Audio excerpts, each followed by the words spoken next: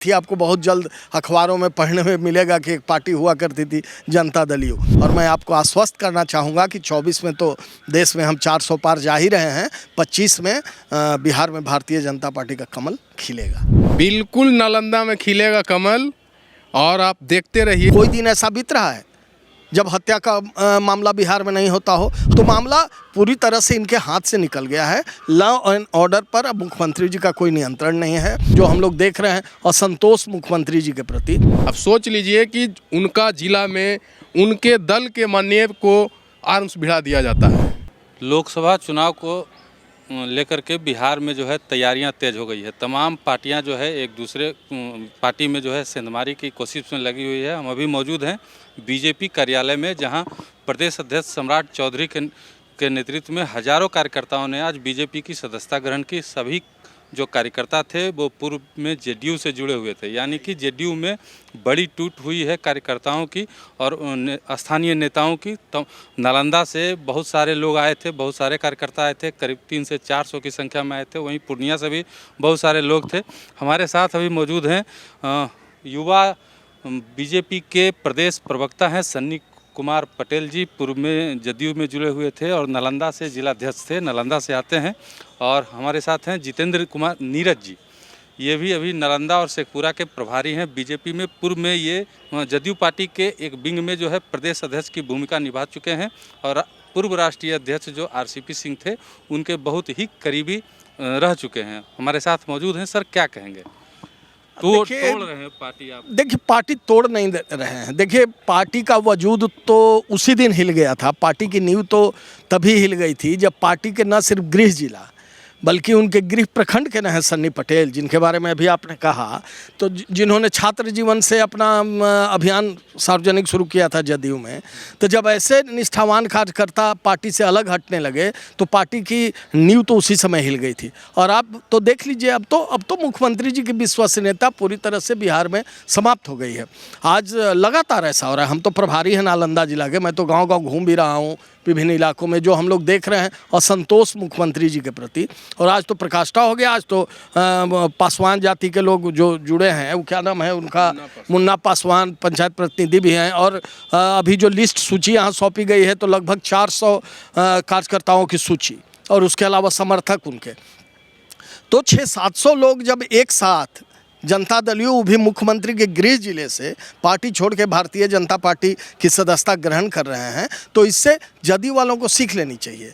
और मैं तो बस यही कहूँगा कि अब भाई जनता दल यू कभी हुआ करती थी, आपको बहुत जल्द अखबारों में पढ़ने में मिलेगा कि एक पार्टी हुआ करती थी जनता दल यू। तो अब तो किसी को विश्वास और भरोसा रहा नहीं बिहार में, तो लोग भारतीय जनता पार्टी की ओर आशा भरी निगाहों से देख रहे हैं। और तेज़ी से सिर्फ नालंदा के ही नहीं, बिहार के सभी जिलों से जनता दल यू के मजबूत कार्यकर्ता सब भारतीय जनता पार्टी में शामिल हो रहे हैं। और मैं आपको आश्वस्त करना चाहूँगा कि 24 में तो देश में हम 400 पार जा ही रहे हैं, 25 में बिहार में भारतीय जनता पार्टी का कमल खिलेगा। सन्नी पटेल जी, क्या कहेंगे? नीरज सर जो कह रहे हैं उसमें कितनी सच्चाई है? देखिए, बिल्कुल सच्चाई है। जैसे हम लोग आज 35 साल हमारा एज है और हम जनता दल यू में 15 बरस तक काम किए संगठन को मजबूत करने के लिए। आप सभी लोग को मालूम है कि मेरा घर माननीय मुख्यमंत्री जी का गृह प्रखंड में पड़ता है, हरनौत, जो नालंदा जिला का ब्लॉक है। और वहाँ से हम लोग जनता दल यू को छोड़ करके भारतीय जनता पार्टी में ज्वाइन किए और आज हमें पार्टी की ओर से युवा मोर्चा का प्रदेश प्रवक्ता का जिम्मेवारी मिला है। तो स्वाभाविक है कि जब हम लोग जैसा आदमी 15 वर्षों तक लगातार काम किए, कहीं ना कहीं कुछ जनता दल यू में कमियां था कि हम लोग को पार्टी छोड़ना पड़ा। और बीजेपी में आज हम लोग काम कर रहे हैं, राष्ट्रहित के लिए काम करेंगे और 2024 में माननीय प्रधानमंत्री श्री नरेंद्र मोदी जी को 400 से अधिक सीटों पर बहुमत दिलाकर हम लोग उनको फिर से प्रधानमंत्री बनाने का काम करेंगे। इसमें कोई शक नहीं है। सन्नी पटेल जी के कार्यों को हमने बहुत ही नज़दीक से देखा है, चूँकि इनसे हम और भी पहले से करीब से जुड़े हुए हैं। कर्मठ सिपाही रहे हैं जदयू के, नीतीश कुमार जी के पक्के के भक्त रहे हैं। इसके बाद जदयू को छोड़कर बीजेपी में शामिल हुए हैं। नालंदा में खत्म हो रहा है नीतीश जी का इकबाल? बिल्कुल खत्म हो रहा है इकबाल। आपको देखिए बता देते हैं, जहाँ मुख्यमंत्री जी का गृह जिला है आप लोग कुछ ही महीने पहले सुने होंगे मीडिया के माध्यम से कि हिलसा के माननीय विधायक जो जनता दल यू के विधायक हैं उनके ऊपर अपराधी प्रवृत्ति के लोगों के द्वारा आर्म्स भिड़ा दिया गया। अब सोच लीजिए कि उनका जिला में उनके दल के माननीय को आर्म्स भिड़ा दिया जाता है। अब सोच लीजिए कि उनका इकबाल कितना बच रहा है। इकबाल बिल्कुल ख़त्म हो चुका है और लगातार आप देखिएगा कि नालंदा हो या पूरे बिहार का 38 जिला, कहीं भी आप देखिए अखबार उठा करके मीडिया में देखिए, लगातार प्रतिदिन कुछ ना कुछ घटना होता रहता है।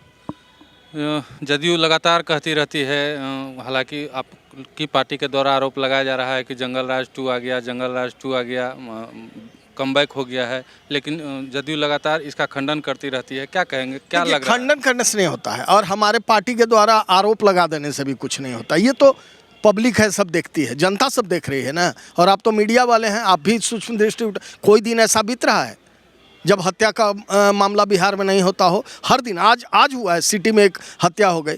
नालंदा जिला का भी सन्नी बता रहे थे, वहाँ वहाँ भी लगातार हत्या की घटनाएं हुई हैं। तो कोई दिन ऐसा नहीं बीत रहा है। सामाजिक सवालों पे जब सामाजिक कार्यकर्ता सड़क पे उतर रहे हैं, उन पे लाठियाँ चलवाई जा रही है। अरे भाई, तो भी अंग्रेजों के तर्ज पर शासन कीजिएगा आप क्या?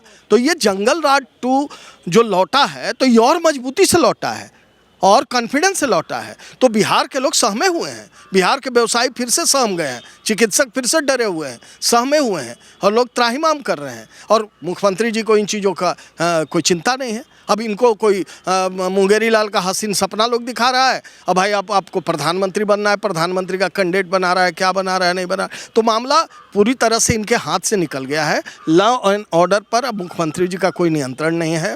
पूरा सरकार जो है, इनके बड़े भाई जो हैं उनके फिर से निर्देशन में चलने लगा है। और इन लोगों की तो वही राजनीति है, भूरा बाल साफ करो, तुष्टीकरण की राजनीति, जाति धर्म के नाम पर बांटो। तो ये अब चलने वाला नहीं है। बिहार के लोग एकजुट हैं और अब आपको एक ही उपाय है, बिहार के सामने एक ही विकल्प है, बिहार में कमल खिलाओ, कमल खिलाओ, बिहार को बचाओ। चलिए, बिहार में कमल खिलाने की बात कर रहे हैं आपके बड़े भाई, नालंदा में क्या खिलेगा?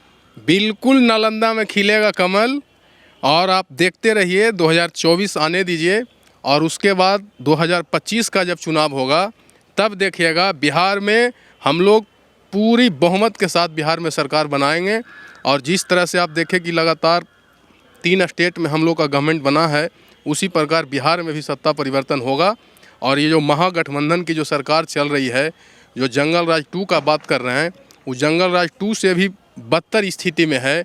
और एक कहावत है, माननीय मुख्यमंत्री जी जब भारतीय जनता पार्टी के साथ गठबंधन में थे तो यहाँ से अच्छा चीज़ समझ में आता था। कहावत है कि संगत से गुनात है और संगत से गुंजात है।